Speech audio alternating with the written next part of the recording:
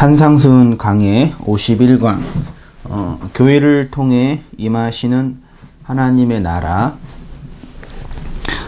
교회를 통해 임하시는 하나님의 나라와 하나님의 뜻이라는 제목으로 마태복음 6장 오늘은 10절에 있는 말씀을 함께 나누고요. 9절부터 15절까지 말씀 우리 주님의 기도 말씀 한번 같이 보겠습니다. 마태복음 6장 우리 9절입니다. 그러므로 너희는 이렇게 기도하라. 하늘에 계신 우리 아버지여, 이름이 거룩히 여김을 받으시오며 나라가 임하옵시며 뜻이 하늘에서 이루어진 것 같이 땅에서도 이루어지이다. 오늘날 우리에게 일용할 양식을 주옵시고 우리가 우리에게 죄 지은 자를 사하여 준 것 같이 우리 죄를 사하여 주옵시고 우리를 시험에 들게 하지 마옵시고 다만 악에서 구하옵소서. 나라와 권세와 영광이 아버지께 영원히 있사옵나이다. 아멘. 14절 너희가 사람의 잘못을 용서하면 너희 하늘 아버지께서도 너희 잘못을 용서하시려니와 너희가 사람의 잘못을 용서하지 아니하면 너희 아버지께서도 너희 잘못을 용서하지 아니하시리라. 오늘은 10절에 나라가 임하옵시며 뜻이 하늘에서 이루어진 것 같이 땅에서도 이루어지이다. 이 본문을 한번 같이 상고해 보도록 하겠습니다. 하나님의 이름이 거룩하게 된다라는 것은 성도가 어떤 종교적인 노력과 헌신을 통해서 하나님을 기쁘게 한다든지 혹은 하나님이 요구하는 어떤 지점에 도달한다는 개념이 아니라고 말씀 나누었지요.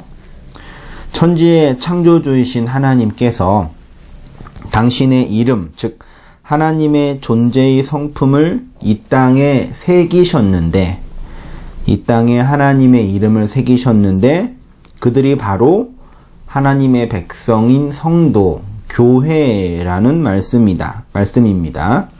그러니까 하나님의 이름을 담지한 자들이 이 땅에는 교회뿐이 없다라는 것이지요. 하나님의 이름이 거룩하게 된다라는 것은요. 그렇게 하나님을 이름으로 담지한 교회가 구별이 되고 성별이 된다라는 것이고 그것은 하나님의 백성인 교회의 기도 제목이 된다라는 말씀입니다. 하나님의 이름이 이 땅에서 교회를 통해 거룩하게 되게 하옵소서라는 기도는 하나님의 이름을 담지한 교회가 마땅히 해야 할 기도라는 얘기입니다.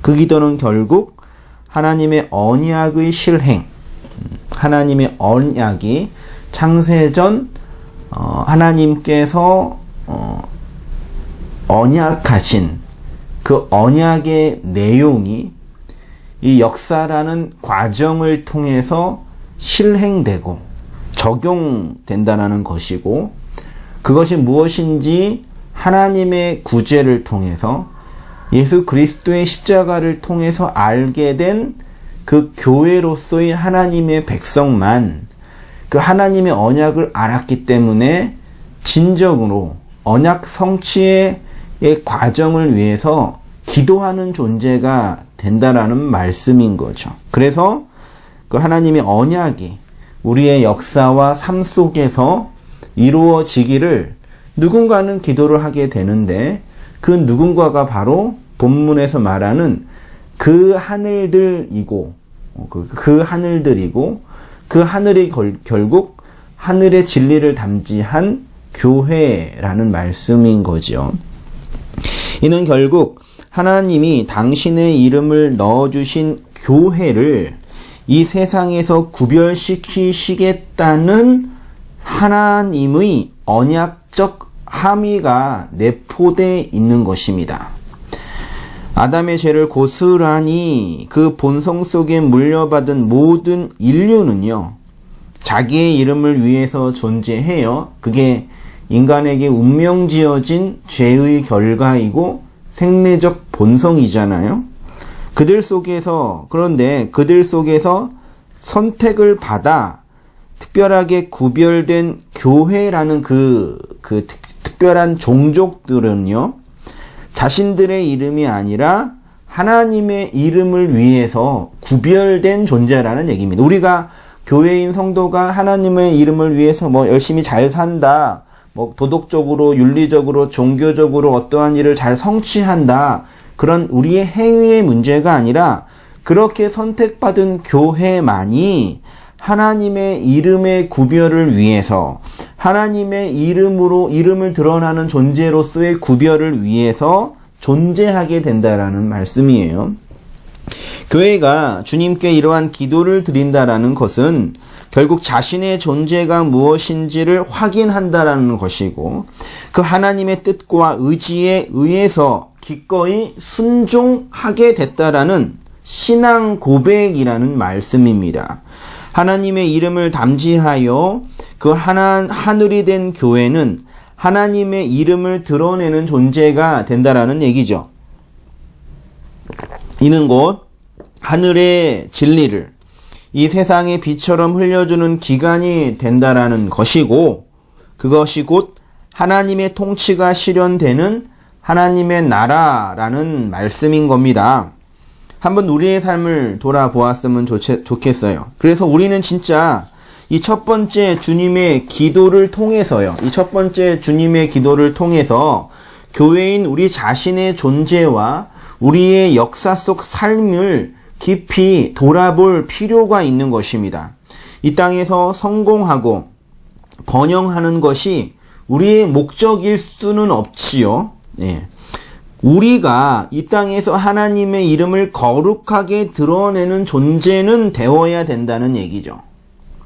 우리가 이 땅에서 하나님을 이용해서 기독교 신앙을 통해서 우리가 마음속으로 바라는 어떠한 이 아담적 욕망들을 분출하고 드러내는 방식으로서의 기독교 신앙이 돼서는 안 되겠지만 우리가 진리를 담지한 교회가 이 땅에서 하나님의 이름을 거룩하게 드러내는 존재가 되어야 된다는 것은 분명하죠. 하나님의 명령이면서 성도의 존재적 의무가 된다라는 말씀입니다.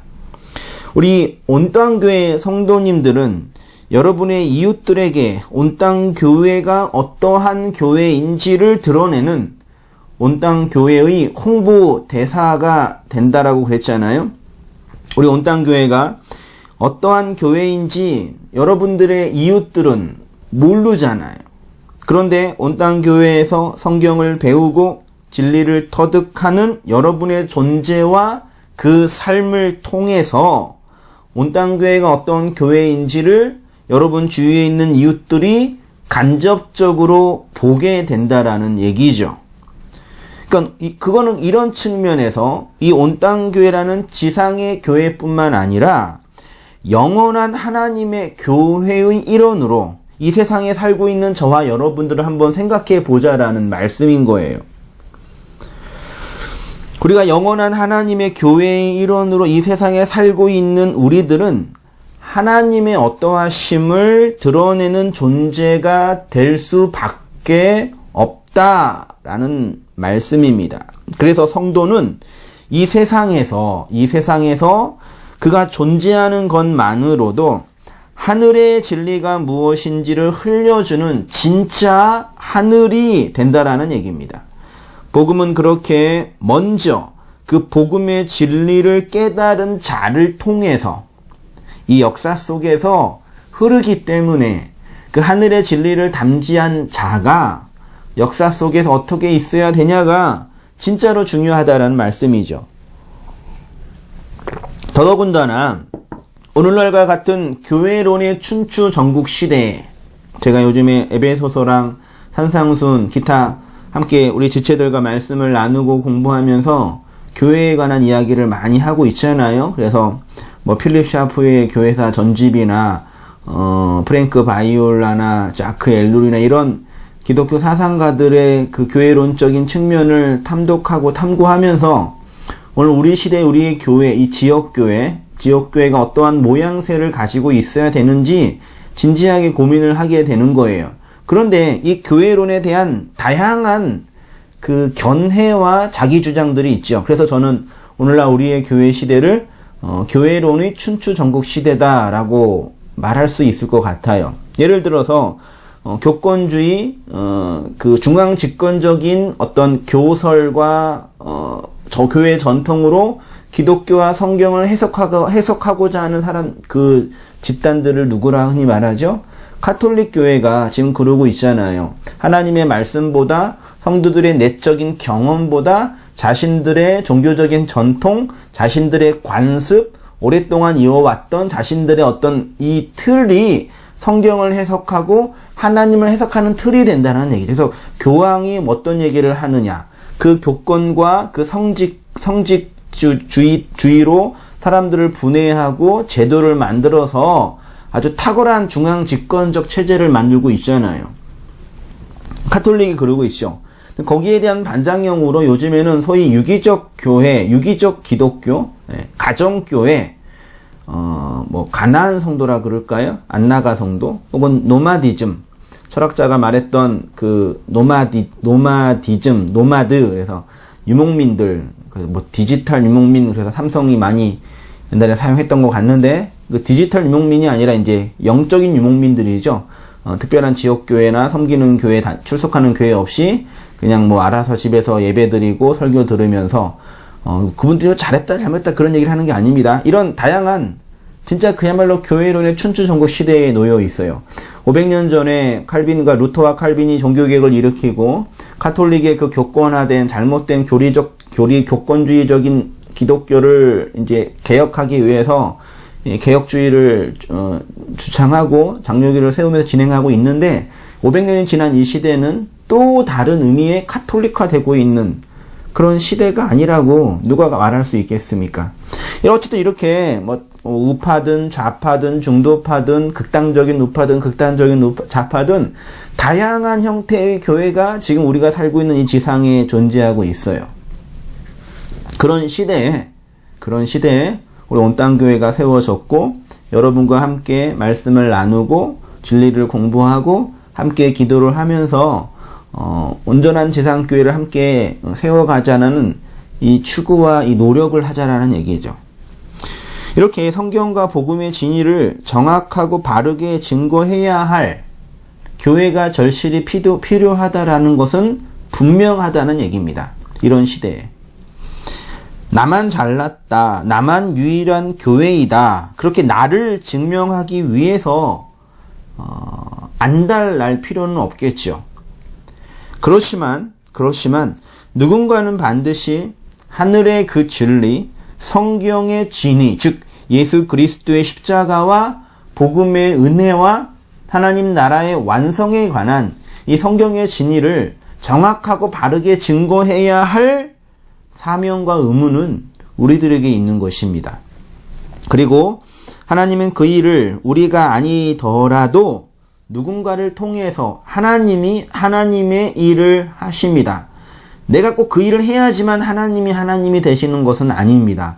그렇지만 하나님의 말씀과 진리의 은혜를 발견한 하나님의 백성들은 그 일을 당연히 하게 된다라는 얘기죠. 그리고 하나님은 그 일을 그러나 우리가 그 일에 사용되는 도구가 되어야 된다라는 것은 분명하고 자명하다는 얘기입니다. 온전하지 못하고 부족한 지역교회의 여러 모습들을 보면서 비아냥거리거나 비꼬거나 나만 정당하고 나만 옳고 나만 진리고 그래서 나를 증명하려는 방식으로 다른 사람들을 비판하고 비평하는 것은 옳지 않지요. 진리를 가르치고 옳지 않은 것들을 설명해줘. 그래서 가르치는 자에게 가장 중요한 성품이 뭐예요? 온유함과, 그 온유는 그냥 성품이 좋은 온유는 아니라는 거 알고 계시죠? 온유함과 오래 참음과, 그리고 타자와 역사를 향한 배려와 깊은 이해를 가지고 사람들을 가르쳐야지. 또 그것도 몰라? 넌 여전히 율법주의에 갇혀있구나. 그런 식으로 비아냥거리고 하대하는 그런 태도로 가르치면 되겠냐 이 얘기죠. 오늘날 인터넷이 발달하고 많은 사람들의, 많은 목회자들의, 많은 박사들의 설교가 공용화되고 언제든지 들을 수 있으면서 그 잡학과 같은 기독교에 대한 이해를 하고 있는 분들이 많이 있어요. 그래서 말빨로 누군가에게는 뒤지지 않는 그런 분들도 많이 있어요. 근데 그런 분들이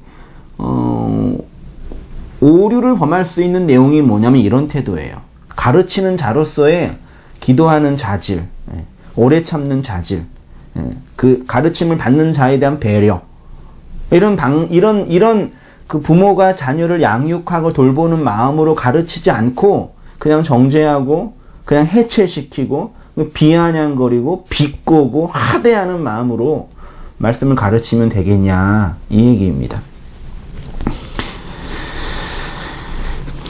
그러면 안 되죠. 나만 옳고 나만 진리라고 나를 증명할 필요는 없어요. 맞아요. 망가지고 상처난 인간의 술수와 이 시대의 바벨의 문명의 성공과 번영을 추구하는 잘못된 교회의 형태를 보면서 그렇지만 참된 진리는 흘려주어야 되죠. 옳지 않은 거, 그건 나쁘다는 교권주의, 기복주의, 성공주의, 신비주의, 엔터테인먼트 지향의 교회, 인간관계 중심의 지향의 교회, 그런 식으로 흘러가는 것은 많은 성도들을 하나님의 말씀으로 가르치고 그들을 창세전 언약 속으로 이끌고 이 땅에 하나님의 나라로 교회를 세워가는 데는 치명적인 약점과 문제를 일으키고 있잖아요. 역사가 증명하고 있잖아요. 한국교회가요. 그러니까 그 문제에 대해서 정확하게 지적하고 비판할 뿐만 아니라 대안도 제시해 주어야 되죠. 앞에 나가야죠. 그래서 온땅 교회를 개척하고 함께 여러분과 진행하고 있는 것입니다. 이런 시대 속에서 그 하늘의 진리와 은혜를 담지한 자로 잘 흘려주는 우리가 되었으면 좋겠어요. 그런 측면에서 예수님의 이 말씀이 우리에게 시사하는 바가 큽니다. 누가복음 22장 24절 이하를 보겠습니다. 너 그들 사이에서 그중 누가 크냐 하는 다툼이 난지라. 예수께서 이르시되 이방인의 임금들은 그들을 주관하며 그 집권자들은 은인이라 치감을 받으나 너희는 그렇지 않을지니 너희 중에 큰 자는 젊은 자와 같고 다스리는 자는 섬기는 자와 같을지니라. 앉아서 먹는 자가 크냐 섬기는 자가 크냐 앉아서 먹는 자가 아니냐. 그러나 나는 섬기는 자로 너희 중에 있노라. 너희는 나의 모든 시험 중에 항상 나와 함께 한 자들인즉 내 아버지께서 나라를 내게 맡기신 것 같이 나도 너희에게 맡겨 너희로 내 나라에 있어 내 상에서 먹고 마시며 또한 보좌에 앉아 이스라엘 12지파를 다스리게 하려 하노라. 31절 시몬아 시몬아 보라 사탄이 너를 밀가부르듯 하려고 요구하였으나 그러나 내가 너를 위하여 내 믿음이 떨어지지 않기를 기도하였노니 너는 돌이킨 후에 내 형제를 굳게 하라. 그가 말하되 주여 내가 주와 함께 오게도 죽는데도 가기를 각오하였나이다. 이르시되 베드로야 내가 내게 말하노니 오늘 닭 울기 전에 내가 3번 나를 모른다고 부인하리라 하시니라. 세상을 향한 진정한 섬김에 대해서 살펴볼게요. 제자들 사이에 누가 크냐라는 다툼이 있었나 봅니다.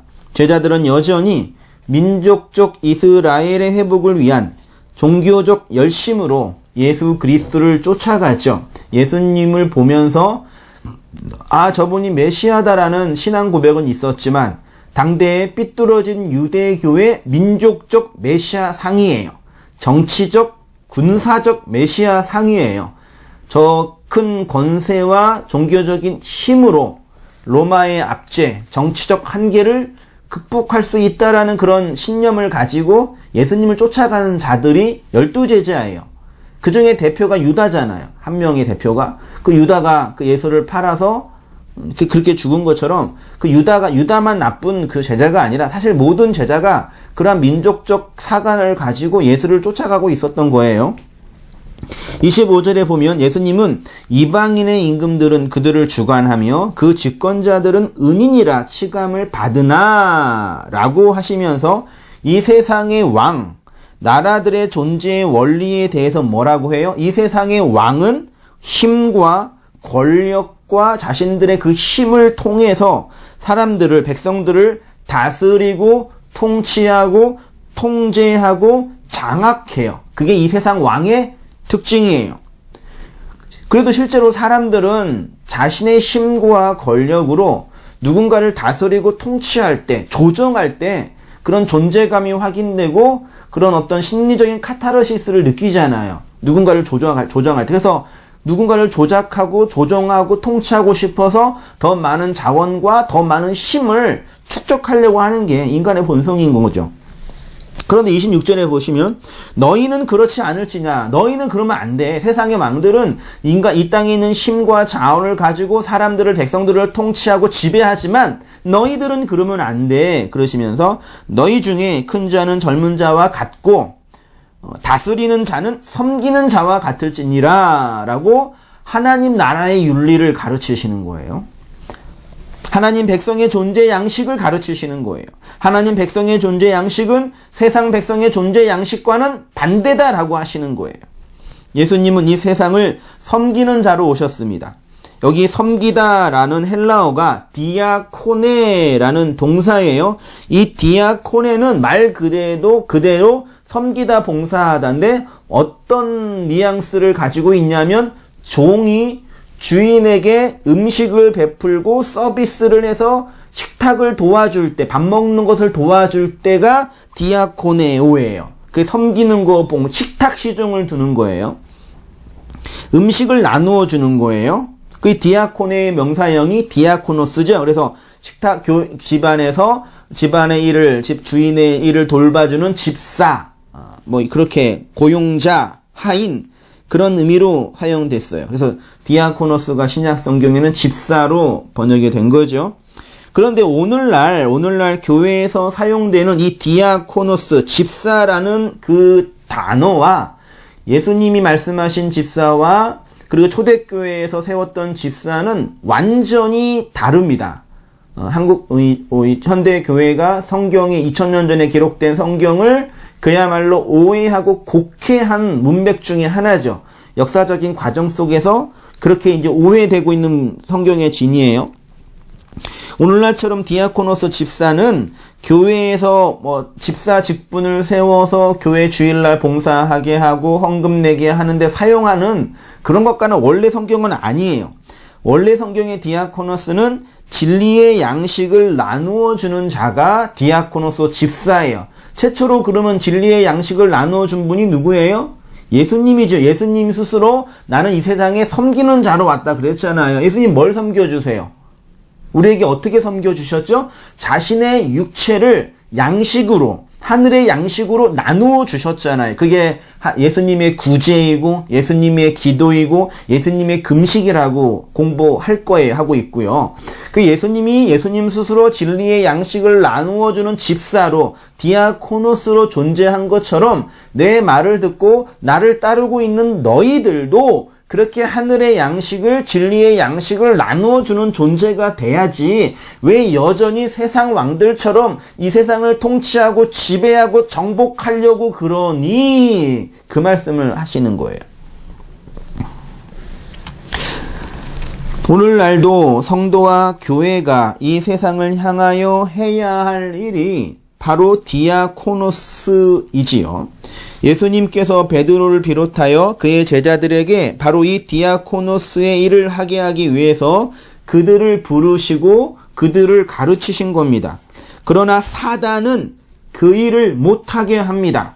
그래서 31절에 시몬아 시몬아 보라 사탄이 너를 밀까 부르듯 하려고 요구하였으나 라고 하신 거죠. 그리고 32절에 그러나 내가 너를 위하여 내 믿음이 떨어지지 않기를 기도하였노니 너는 돌이킨 후에 내 형제를 굳게 하라 라고 하신 것입니다.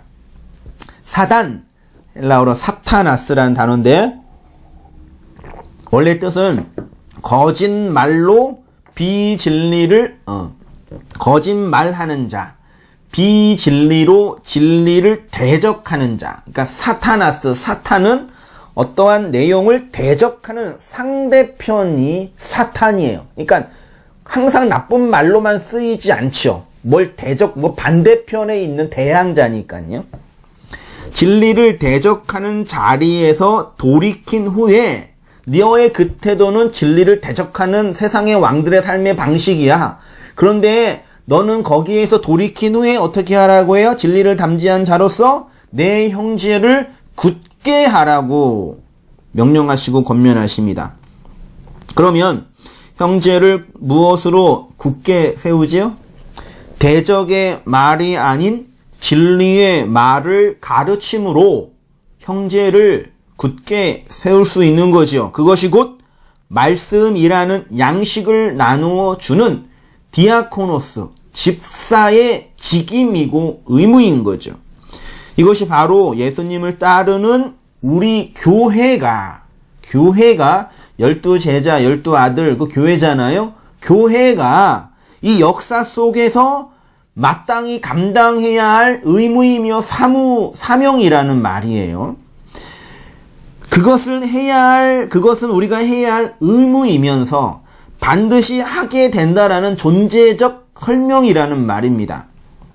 그래서 그 일을 하라고 명령도 하시지만 그렇게 되라, 그렇게 된다라고 선언도 하시는 거예요. 그래서 다음 기도 제목인 하나님의 나라의 임함을 위하여 기도하게 되는 거죠. 왜냐하면 하나님의 나라가 임하면 말씀으로 영혼을 섬기는 그 일을 하게 된다라는 말씀이기 때문입니다. 이 나라라는 단어 자체도 바실레이아라는 단어인데 통치하다, 다스리다의 바실류오의 명사형이 바실레이아예요. 통치, 다스림이 나라예요. 근데 그 통치와 다스림은 세상 아담들, 세상 왕들의 권력과 힘과 굴증으로 인한 다스림과 통치가 아니라 하늘의 양식을 나누어 주는 디아코노스 하는 자로서의 다스림과 통치가 나라, 바실레이아, 하나님 나라라는 말씀인 거예요. 그러니까 하나님의 나라, 천국은 하나님이 다스리는 나라이지요. 하나님의 통치가 있는 곳이 하나님의 나라라는 얘기입니다. 그런데 하나님은 무엇으로 교회를 통치하시지요? 그렇죠. 말씀으로, 진리의 양식으로 하나님의 백성인 교회를 다스리고 통치하십니다. 그 통치는 누가복음 22장에서 말씀하신 것처럼 제왕적인 통치나 어떤 권력의 통치가 아니라 섬김의 통치예요. 섬김의 통치. 진리를 나누어 줌으로 이루어지는 통치. 하늘의 양식을 베품으로 이루어지는 통치. 이것을 존 오웬은 은혜의 통치라고 표현을 했어요. 은혜로 사람들에게 감화를 끼침으로 그 감화가 사람들을 변화시키는 어떤 통치의 힘이 된다라고 표현한 거죠. 그래서 하나님의 나라는 하나님이 하나님의 백성을 섬기는 모습으로 존재해요. 하나님의 나라는 하나님이 하나님의 백성을, 하나님이 하늘의 양식을 나누어 줌으로 하나님의 백성을 통치하는 것. 그게 하나님의 나라예요. 세상 왕은 백성으로부터 섬김을 받아야 되죠. 세상 왕은 이 자기네 백성들로부터 섬김을 받아야지 왕이 되잖아요. 근데 하나님 나라는 하나님이 하나님의 백성을 하늘의 양식으로 섬기는 게 하나님의 나라예요. 그래서 예수님께서 내가 이 땅에 온 것은 섬김을 받으려고 온 게 아니라 너희를 섬기려고 왔다라고 그렇게 말씀하신 거예요.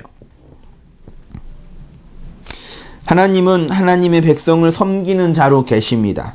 약하고 부족해서가 아니라 하나님의 신적 은총을 진리의 말씀으로 베푸는 일로 하나님이 존재하시기 때문입니다. 여기서 삼위일체 하나님의 존재 양식을 설명할 필요는 없지만 하나님의 존재 양식은 자신 안에 있는 진리와 은혜를 흘려내므로 존재해요. 그래서 그분은 삼위로 존재할 수밖에 없는 거죠. 왜? 이 진리의 흐름이 삼위 안에서 유통되기 때문에요. 공유되기 때문에요. 그 유통과 공유가 피조 세계까지 흘러 넘쳐서 하나님 백성을 만드는 것이 창조 사역이고 구속 사역이란 얘기예요. 그래서 진정한 기독교는 하나님을 섬기는 방식으로서의 종교 행위가 아니라 하나님의 섬김을 받는 것으로 존재해요. 진정한 기독교는 교인이 하나님을 섬기고 숭배하고 존경하는 방식으로 존재하는 종교가 아니라 하나님이 하나님의 백성을 당신의 진리와 당신의 은혜로 베품으로 섬김으로 존재하는 게 기독교예요. 우리는 완전 반대로 거꾸로 이해하고 있는 시대에 살고 있죠. 그러하기 때문에 진리를 담지한 하늘이 된 교회가 이 땅에서 진리의 물을 흘려주는 자로 존재하게 되는 것입니다. 그래서 예수님도 교회의 기초인 베드로에게 내가 돌이킨 후에 내 형제를 굳게 하라, 언약으로 굳게 세우라, 하나님의 언약을 이루라. 이게 굳게 하라가 그 언약을 세운다라는 의미거든요. 그렇게 말씀하신 거죠. 이렇게 하늘의 진리를 담지한 교회를 성경은 뭐라고 표현해요? 나라라고 설명을 해요. 그래서 성경에 이렇게 나라라는 단어가 많이 나와 있는 겁니다. 몇 개 한번 찾아보겠습니다. 베드로전서 2장 9절에 그러나 너희는 택하신 족속이요 왕같은 제사장들이요 거룩한 나라요 그의 소유된 백성이니 이는 너희를 어두운 데서 불러내어 내가 그의 기이한 빛에 들어가게 하신 이의 아름다운 덕을 선포하게 하려 하심이라. 계시록 1장 6절 그의 아버지 하나님을 위하여 우리를 나라와 제사장으로 삼으신 그에게 우리를 나라로 제사장으로 삼으셨어요. 계시록 5장 10절에 그들로 우리 하나님 앞에서 나라와 제사장들을 삼으셨으니 우리가 나라와 제사장이 된 거죠. 신약에서 교회를 이렇게 제사장과 나라로 설명하신 이유는 이미 구약에서 하나님께서 이스라엘 백성에게 언약하셨기 때문입니다. 출애굽기 19장 14절 이하 보시기 바랍니다. 내가 애굽 사람들에게 어떻게 행하였음과 내가 어떻게 독수리 날개로 너희를 업어 내게로 인도하였음을 너희가 보았느니라. 세계가 다 내게 속하였나니 너희가 내 말을 잘 듣고 내 언약을 지키면 너희는 모든 민족 중에서 내 소유가 되겠고 너희가 내게 대하여 제사장 나라가 되며 거룩한 백성이 되리라. 너는 이 말을 이스라엘 자손에게 전할지니라. 이미 구약시대부터 하나님이 이스라엘 백성을 선택하고 그들을 구원할 때 그 목적을 말씀해 주셨는데 거룩한 나라와 제사장으로 삼기 위해서 하나님이 그들을 택하시고 부르시고 구원시킨 거죠. 여호와 하나님이 이스라엘을 애굽에서 구원하신 이유가 바로 그들을 제사장 나라로 삼기 위해서입니다. 이 나라와 제사장의 직임은 신약의 교회가 이 세상에서 해야 할 의무이면서 존재를 설명하는 내용이에요. 성도가 됐다는 얘기는 뭐냐? 그가 나라가 됐다는 얘기겠죠. 그 나라는 뭐냐? 제사장 직무를 감당하게 됐다는 얘기입니다. 교회가 마땅히 노력하고 애써야 할 일이면서도 하나님이 그렇게 행하게 하시겠다는 하나님의 언약과 의지란 얘기예요. 그래서 참된 교회는 그 진리를 담지하여 하늘이 됨으로 하늘 샤마임 물을 담지한 자, 물을 담지한 곳, 물이 있는 곳, 진리가 있는 곳. 그래서 하늘에서 비가 내려야 이 땅이 적시고 땅이 생명을 출산할 수 있게 되는 거잖아요. 하늘이 된 성도가 그 하늘의 진리를 비로 이 땅에 내려서 이 마른 땅을 생명으로 회복시키는 건 하나님이 우리에게 행하신 거고 또 그 일을 받은 성도가 이 역사 속에서 마땅히 감당해야 할 일이란 얘기입니다. 저와 여러분이 그 진리의 말씀을 통해서 이 어두운 데서 부름을 받아 그 빛으로 들어간 자가 되었다라고 베드로는 또 이렇게 얘기한 거죠. 하나님의 나라가 우리 속에 임하였다라는 것은 하나님의 뜻이 실현이 된 것이죠. 그게 뭔지 알았다는 얘기죠. 아, 이제 내가 하늘이 되었다고요? 하늘의 진리를 담지했다고? 그럼 어떻게 해야 되죠? 나라로, 제사장으로 이 어두운 호코스모스, 호계, 땅의 세상에 진리를 양식으로, 비로, 그래서 단비를 뿌리는 거죠. 그래서 이 땅을 물로 촉촉히 적셔서 생명 있게 만드는 것. 그게 하나님 백성의 의무이면서 존재 양식이 되는 겁니다. 그래서 그 얘기를 하늘에서 하나님의 뜻이 이루어진 것처럼 이 땅에서도 하나님의 뜻이 이루어질 것입니다. 이렇게 얘기한 거예요. 히브리 헬라어 원문으로 보면은 기노마이 이루어집니다. 호 델레마 그 뜻이 위 호스 뭐뭐처럼 엔 우라노스 하늘 안에서처럼 카이 그리고 에피게 에피는 어디 위에 게는 땅이거든요. 그러니까 하늘 우라노스가 뭐라 그랬죠? 하늘은 단지 공간적인 의미의 하늘이 아니지요. 실제로 하늘은 있어요, 없어요? 하늘은 없죠. 하늘이 무슨 색깔이에요? 파란색이죠. 하늘로 올라가면 하늘은 무슨 색이에요? 올라간 적은 없지만 검정색이죠. 우주가 검정색이죠. 하늘이라는 그 실체는 없어요. 하늘을 잡으려고 해도 못 잡아요. 하늘은 없어요. 그러니까요. 물리학적으로는요. 성경에서 말하는 하늘은 저 공간적인 하늘이 아니라는 얘기예요. 그러니까요. 진리를 담지한 성도예요. 땅은 우리가 살고 있는 이 세상이지요. 그러니까 성경에 말하는 하늘은 진리한 담지한 성도, 진리를 담지한 성도, 교회를 상징하고 땅은 이 아래의 세상, 하늘의 씨를, 하늘의 비를 받지 못한 아래의 세상을 얘기하죠. 그래서 원문에 이 원문을 좀 더 깊이 진격하고 굳이 이제 사역을 하면은 하늘 안에서 그 뜻이 이루어지고 있는 것처럼 우리 안에 우리 안에 하늘의 진리가, 하나님의 진리가 들어와 하늘로 완성돼 가고 있잖아요. 그렇게 하나님의 뜻이 이 말씀을 듣고 있는 교회인 여러분에게 하나하나 이루어지고 있고, 그래서 복음을 얘기하고 진리를 얘기하면 그 진리를 담지한 성도들은 아, 그 얘기가 이 얘기군요. 내가 경험하고 있는 이 복음적인 사실이 이 성경의 말씀에 근거가 있군요라고 자각하고 깨닫고 알게 되지요. 근데 그것이 뭔지 모르는 사람은 이런 설교를 아무리 해도 못 알아먹어요. 왜? 자기에게 없기 때문에. 그래서 일반 사람들이 자연인이 이해할 수 있는 얘기를 해달라고 하는 거죠. 어떻게 해요? 종교적인 틀을 사용해서 도덕적인 이야기, 세상의 성공과 번영, 신문지상에 있는 이야기, 이 세상에서 통용이 되고 설명되는 이야기를 할 때 그 얘기를 이해는 해 먹지만 이 복음과 진리를 얘기할 때는 마음이 다쳐요. 이해 못해요. 신비하죠. 그래서 말씀을 전하면 정말 하나님이 살아 계신다는 게 이게 자각이 돼요.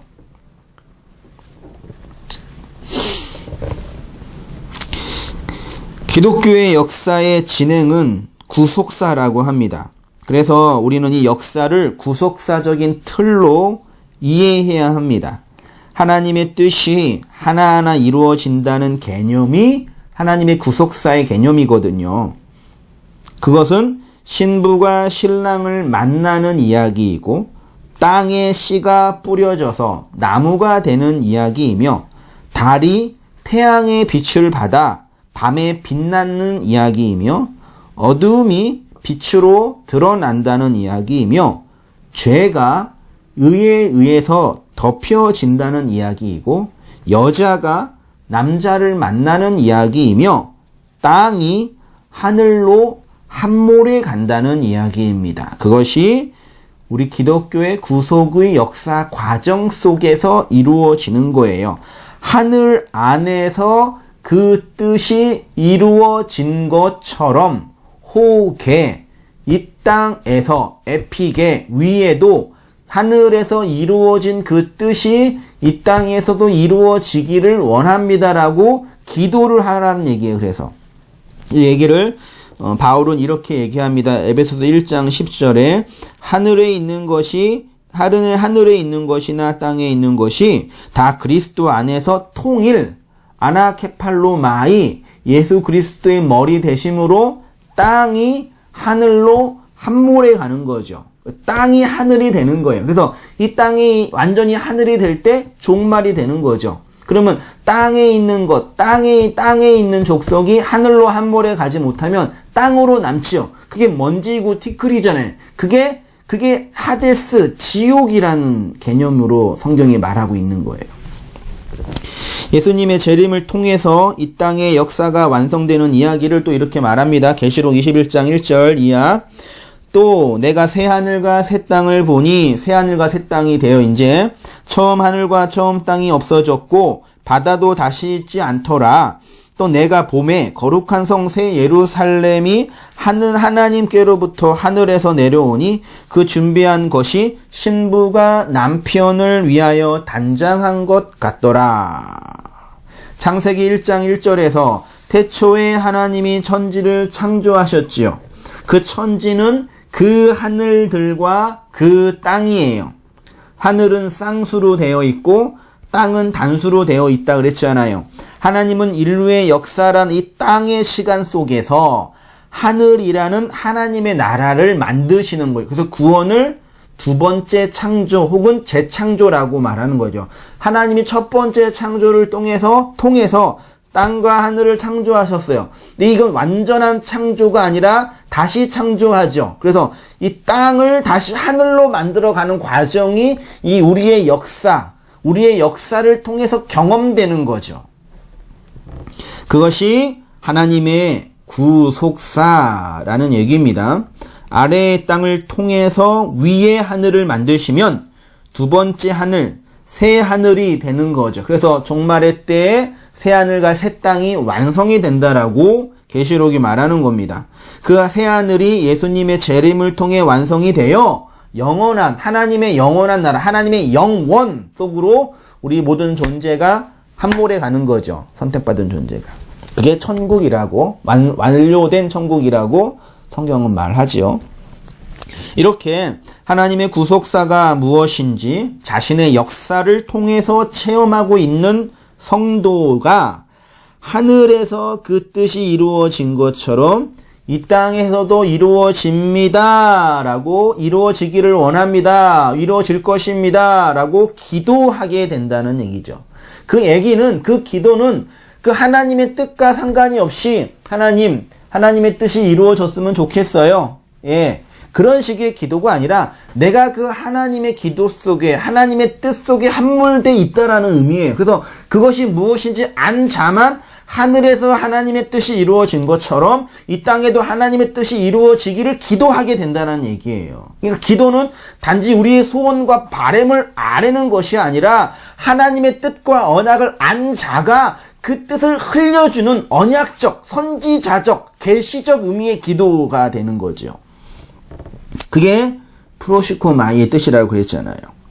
이제 땅과 하늘 그리고 그 뜻이 무엇인지 바르게 한 여러분들은 그렇게 기도를 하시면서 하나님의 나라로 진리를 흘려주시는 자로 살아가야만 되시는 거예요. 그리고 그렇게 돼요. 말을 들으면. 그게 성도의 의무이면서 하나님이 우리를 향하여 행하신 주권적인 행위이신 것을 깊이 아셨으면 좋겠습니다. 그렇게 교회를 통해서 하나님의 나라로 하나님의 뜻을 성취하는 자로 아름답게 살아가시는 여러분 되시기를 부탁을 드립니다. 감사합니다.